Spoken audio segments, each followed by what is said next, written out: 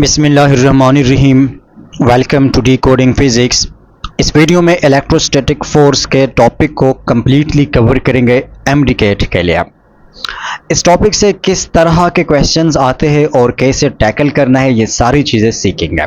सबसे पहला और सबसे बेसिक क्वेश्चन कि why electrostatic force exist, reason क्या है इलेक्ट्रोस्टैटिक फोर्स का, कॉज क्या है, वजह क्या है।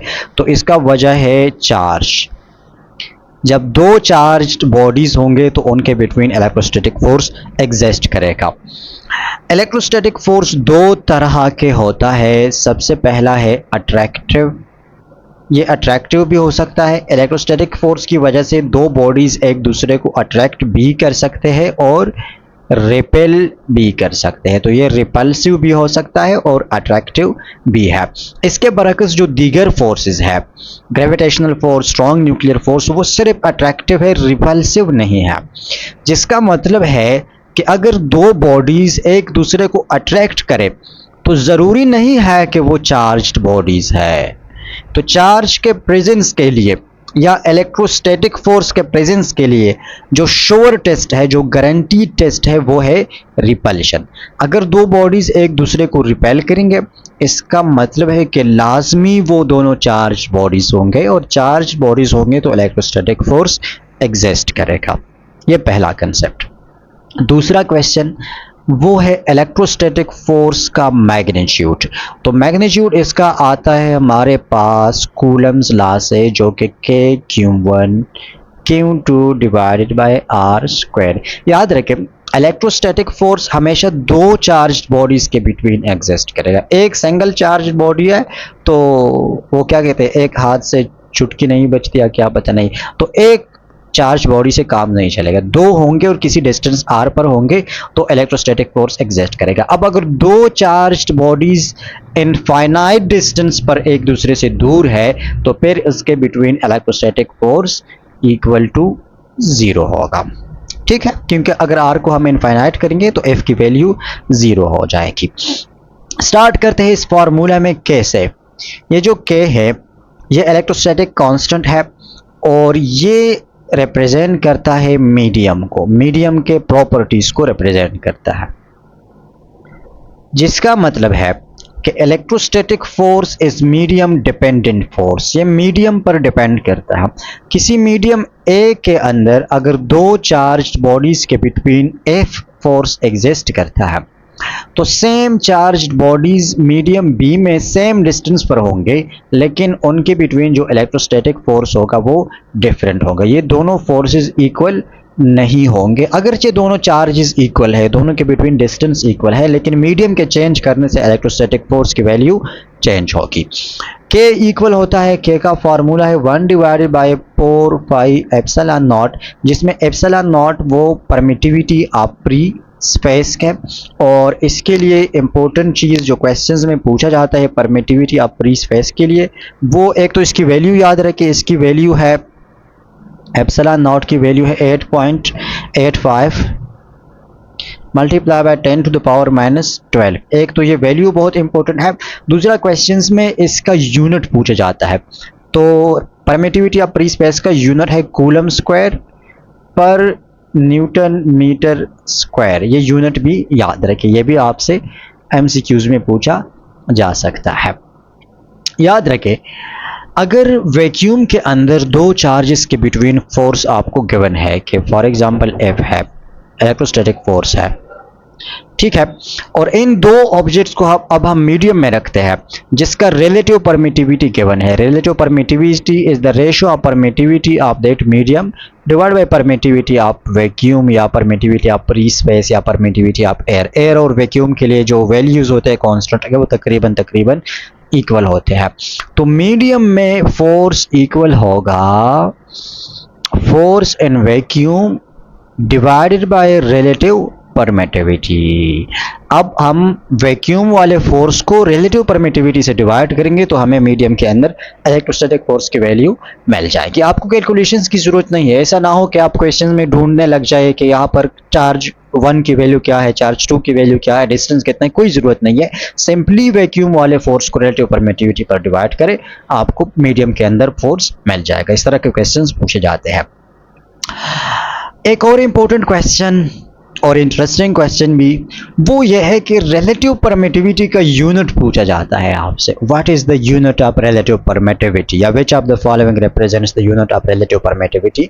तो याद रखिए रिलेटिव परमिटिविटी का कोई यूनिट नहीं है, ये जस्ट रेशो है दो परमिटिविटीज का, तो इनका यूनिट कैंसिल हो जाता है। ये डायमेंशनलेस और यूनिटलेस क्वांटिटी है, आप ऑप्शंस में यूनिट ढूंढने ना पड़े। अच्छा, यहाँ पर और क्वेश्चन पूछे जाते हैं दो तरह के, दोनों बहुत इंपॉर्टेंट, और वो कूलम्स लॉ से है। F इज इक्वल टू के Q1 Q2 divided by R square. दो चार्जेस की वैल्यूज गिवन है, मीडियम पता है आपको कि K की वैल्यू क्या है। अगर प्री स्पेस है तो 1/4πε0 की वैल्यू पुट करें, और अगर मीडियम है तो यही फार्मूला जो अभी डिस्कस किया इसको पुट करें। डिस्टेंस की वैल्यू गिवन है, सिंपल पुट करके इलेक्ट्रोस्टैटिक फोर्स मिल जाएगा। लेकिन स्ट्रेट फॉरवर्ड उन्होंने नहीं पूछा, बल्कि उन्होंने पूछा है कि अगर हम चार्जेस को इतने टाइम्स इंक्रीज करेंगे और डिस्टेंस को इतने टाइम्स इंक्रीज करेंगे तो इलेक्ट्रोस्टैटिक फोर्स पर क्या इफेक्ट होगा। बस इसके लिए याद रखें कि electrostatic force is directly related to the product of charges. अगर एक चार्ज को हम 4 टाइम्स इंक्रीज करते हैं, सिर्फ एक चार्ज को, दोनों को नहीं, तो इलेक्ट्रोस्टैटिक फोर्स 4 टाइम्स इंक्रीज होगा। अगर एक को 4 टाइम्स इंक्रीज करते हैं, दूसरे को 2 टाइम्स इंक्रीज करते हैं, तो इलेक्ट्रोस्टैटिक फोर्स में ओवरऑल इंक्रीज 8 टाइम्स आएगा। दोनों को बस हमने मल्टीप्लाई करना है, ये चीज याद रखें, ठीक है। और अगर हम डिस्टेंस को इंक्रीज डिक्रीज करते हैं तो electrostatic force is inversely related to the square of distance. अगर सेम चार्जेस है, चार्जेस को हम नहीं छेड़ते लेकिन डिस्टेंस को डबल किया, तो इलेक्ट्रोस्टैटिक फोर्स पर क्या इफेक्ट होगा, वो डिक्रीज बाय 4 टाइम्स होगा, एंड वाइस वर्सा। इस तरह के क्वेश्चंस आप बहुत प्रैक्टिस कर चुके हैं। इसमें मसला तब आ जाता है जब एट द सेम टाइम हम नोमिनेटर की वैल्यू को भी चेंज करते हैं और डिनोमिनेटर को भी चेंज करते हैं।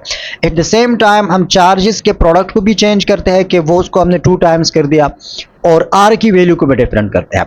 तो मैं सजेस्ट करूंगा कि इस तरह के केस में डायरेक्टली आप आंसर का तुक्का ना लगाएं कि ये डायरेक्टली रिलेटेड है, ये इनवर्सली रिलेटेड है। आप वैल्यूज पुट क्या करें कि फॉर एग्जांपल अगर प्रोडक्ट ऑफ चार्जेस को हम 8 टाइम्स इंक्रीज करते हैं और इसको 2 टाइम्स डिक्रीज करते हैं, तो सिंपली क्या करें, वैल्यूज पुट करें। ऊपर 8 टाइम्स इंक्रीज आ रहा है और नीचे क्या हो रहा है, 2 टाइम्स डिक्रीज आ रहा है। तो 2 टाइम्स डिक्रीज का क्या मतलब है कि इलेक्ट्रोस्टैटिक फोर्स 4 टाइम्स इंक्रीज होगा, इसकी वजह से भी 4 टाइम्स इंक्रीज होगा। अब नीचे की वजह से भी 4 टाइम्स इंक्रीज आ रहा है, ऊपर की वजह से 8 टाइम्स इंक्रीज आ रहा है।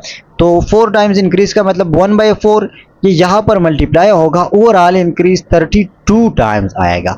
और रिमेंबर ये चीज़ें मल्टीप्लाई होती है और डिवाइड होती है। फॉर एग्जांपल अगर ऊपर 9 टाइम्स इंक्रीज आ रहा है और नीचे 3 टाइम्स डिक्रीज आ रहा है, तो ये 9 divide by 3 is equal to 3 होगा। ऐसा नहीं कि 9 माइनस 3 इज इक्वल टू 6 आप लगाए, ये माइनस प्लस की बात नहीं है, ये डिवीजन होंगे और मल्टीप्लाई होंगे। तो जब दोनों में at the same time change आ रहा हो, फिर बहुत ज़्यादा एहतियात से काम लेना चाहिए, ठीक है। ऐसा ना कि जल्दी में आप लोग मिस्टेक करें, और बहुत सारे स्टूडेंट्स ये मिस्टेक कर जाते हैं। ये आई होप कि ये चीज़ें क्लियर है। एक और इम्पोर्टेंट क्वेश्चन, किसी चार्ज ऑब्जेक्ट Q पर अगर 2 चार्जेस है, ये Q1 है इधर, ये Q2 है, सपोज ये Q3 है, इधर Q4 है, तो इस पर जो नेट फोर्स होता है वो इन तमाम चार्जेस की वजह से, ये F1 है, ये अगर F2 है, इस तरह ये F3 है और ये F4 है, तो इन तमाम इतना मुश्किल क्वेश्चन तो नहीं आता, ज़ाहिर सी बात है आसान होगा, लेकिन कंसेप्ट याद रखें कि नेट फोर्स वो इक्वल होगा इनके वेक्टर सम के, F1 plus F2 plus F3 and so on. Vectorically हम ऐड करेंगे। वेक्टोरिकली ऐड करने का मतलब है कि हम फोर्स के डायरेक्शन को भी कंसिडर करेंगे। अगर किसी चार्ज Q पर 2 न्यूटन फोर्स इस डायरेक्शन में लग रहा है और इस पर 2 न्यूटन फोर्स इस डायरेक्शन में लग रहा है, अपोजिट डायरेक्शन में सेम फोर्स लग रहा है, तो ये दोनों वेक्टर्स एक दूसरे को कैंसिल करते हैं, तो इस पर नेट फोर्स 0 होगा। इस तरह अगर सेम डायरेक्शन में होंगे तो 2 वेक्टर्स ऐड होते हैं, और वाइस वर्सा वेक्टर्स की एडिशन और सब्ट्रैक्शन वो आप लोगों ने पढ़ी है। तो याद रखिए कि एक चार्ज पर मुख्तलिफ चार्जेस की वजह से जो फोर्स होती है वो उनके वेक्टर सम के इक्वल होती है। इसका एक इंटरेस्टिंग केस है जो अक्सर पूछा जाता है पंजाब और सिंध के टेस्ट में, यूजुअली पंजाब और सिंध में, केपी में भी समटाइम्स। वो ये है कि एक सर्कल है या कोई भी सर्कुलर बॉडी है और ये इसमें सारा यूनिफॉर्मली चार्ज्ड है, तो इसके सेंटर पर एक और चार्ज है। इस सेंटर वाले चार्ज पार्टिकल पर इन सरकम्पेरेंस पर पड़े चार्जेस की वजह से इलेक्ट्रोस्टैटिक फोर्स कितना होगा। याद रहे कि इस केस में net electrostatic force equal to 0 होगा। क्यों? क्योंकि यहाँ पर जो चार्ज पार्टिकल F1 एग्जर्ट कर रहा है, इसकी वजह से जो F1 है, तो उसका सेम फोर्स एक अपोजिट डायरेक्शन में भी है, तो ये दोनों एक दूसरे को कैंसिल करते हैं। इस तरह इसका भी एक अपोजिट है। हर चार्ज फोर्स, हर फोर्स के लिए एक अपोजिट फोर्स है, इक्वल एंड अपोजिट, और वो एक दूसरे को कैंसिल आउट करेंगे तो 0 आएगा नेट फोर्स। इम्पोर्टेंट केस था। एक और केस इसमें है कि याद रहे कि electrostatic force is a mutual force.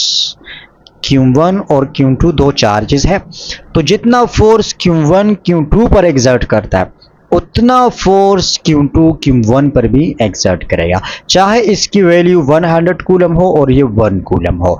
कितना भी बड़ा छोटा हो इसमें डिफरेंस, लेकिन दोनों एक दूसरे पर सेम फोर्स एग्जर्ट करेंगे। अपोजिट इन डायरेक्शन जरूर होंगे, न्यूटन थर्ड लॉ है अपोजिट एक्शन एंड रिएक्शन वाला। तो ये भी याद रखें कि दोनों इक्वल होंगे हमेशा। एक और चीज़, दो चार्ज बॉडीज़ है, फॉर एग्जांपल एक है +2 कूलम और एक है 6 कूलम या -6 कूलम, और दोनों के between electrostatic force 10 Newton exist करता है। इस तरह क्वेश्चन पूछा जाता है। अब अगर इन दोनों के साथ हम 6 कूलम चार्ज को ऐड करें, दोनों के साथ, इसके साथ भी ऐड करें, इसके साथ भी ऐड करें, तो फिर इलेक्ट्रोस्टैटिक फोर्स कितना होगा। इस तरह क्वेश्चंस में देखें कि अगर हम इस ऐड करने वाले चार्ज को किसी एक के साथ ऐड करके क्या हमें नेट वैल्यू 0 मिलता है। तो अगर इस तरह का केस है, और यूजुअली होता भी इस तरह है, जब हम एक के साथ ऐड करते तो हमें 0 मिल जाता है, तो हमारा उसके बाद वाला जो एफ डैश होगा वो इक्वल टू 0 होगा। ये चीज़ आपने देखनी है। अगर 0 नहीं है तो फिर सिंपली ऐड करें और उसके बाद कैलकुलेशंस करें, कूलम्स लॉ को यूज़ करके आपके पास आंसर आ जाएगा। डिस्टेंस भी गिवन होना चाहिए। अगर डिस्टेंस नहीं गिवन और 0 भी नहीं आ रहा तो फिर उसमें दूसरा केस हो सकता है, और वो दूसरा केस इस तरह का हो सकता है कि इन दोनों का प्रोडक्ट ले, ये जो इनिशियल चार्ज से 2 और -6 का प्रोडक्ट ले तो आपको मिल जाएगा -12, लेकिन माइनस को इग्नोर कर ले, सपोज आपको 12 मिल गया। और जब हम इस 6 कूलम को ऐड करते हैं या 5 कूलम या जो भी ऐड करते हैं, अगर उसको ऐड करने के बाद दोनों का प्रोडक्ट 24 है या 6 है या 36 है, कुछ इस तरह 12 का एक मल्टीपल आएगा, या इसका हाफ होगा या डबल होगा या ट्रिपल होगा या 3 टाइम्स डिक्रीज होगा या 4 टाइम्स डिक्रीज होगा, तो जितने अमाउंट में ये प्रोडक्ट की वैल्यू इंक्रीज डिक्रीज हो रहा है, बिल्कुल उसके रिस्पेक्ट से इस फोर्स में भी इंक्रीज डिक्रीज आएगा। अगर ये प्रोडक्ट ऐड करने के बाद डबल हो गया तो ये 10 की बजाय 20 न्यूटन हो जाएगा, क्योंकि डायरेक्टली रिलेटेड है। Electrostatic force directly related to the product of charges Q1 और Q2 के साथ डायरेक्टली रिलेटेड है। और अगर ये हाफ हो गया तो ये 5 हो जाएगा एंड वाइस वर्सा। तो इस तरह के क्वेश्चंस को भी ऐसे ही डील करना है। एक ही चीज़ रह गई और वो मैं आप लोगों से पूछता हूँ, let me ask you, electrostatic force और ग्रेविटेशनल फोर्स, इन दोनों में स्ट्रॉन्गर फोर्स कौन सा है? क्या इलेक्ट्रोस्टैटिक फोर्स ग्रेविटेशनल फोर्स से ज़्यादा स्ट्रॉन्ग होता है? एंड मैग्नीट्यूड, इन दोनों को कंपेयर करें, जो भी आपके माइंड में आ रहा है वो कमेंट में बता दीजिए।